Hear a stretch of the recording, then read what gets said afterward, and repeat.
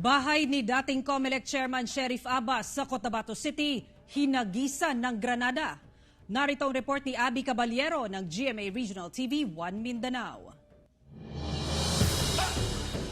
Nabulabog ang pamilya ni retired COMELEC Chairperson Sheriff Abbas pasado alas 8 Martes ng umaga nang may sumabog na granada sa compound na kanilang bahay sa Barangay Rosary Heights 3 sa Cotabato City. Inihagis ang nasabing granada mula sa labas ng kanilang compound.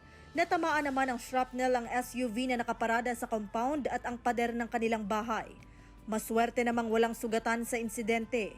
May hawak ng footage ng CCTV ang kapulisan na posible raw na makatulong sa investigasyon. Nahagip daw sa CCTV ang isang tao na naghagis ng naturang granada. Nakakuha ng mga splinter doon, tumamang mga splinter ng granada.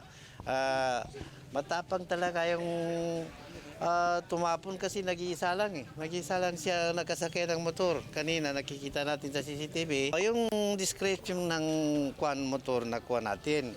Pero yung mukha ng nagsakay doon, hindi talaga kasi naka-net. Blanco pa raw ang pamilya Abbas sa motibo sa pagpapasabog.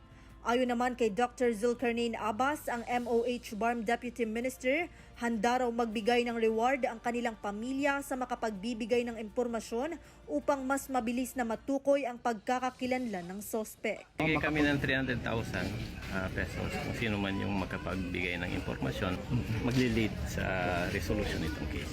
Sa Blanco rin kami. So we leave it to the police, to the authorities. Samantala, 300,000 pesos din ang reward na ibibigay ng Cotabato City LGU sa makapagtuturo sa sospek. Mula sa GMA Regional TV 1 Mindanao, Abby Caballero, nagbabalita para sa GMA Integrated News.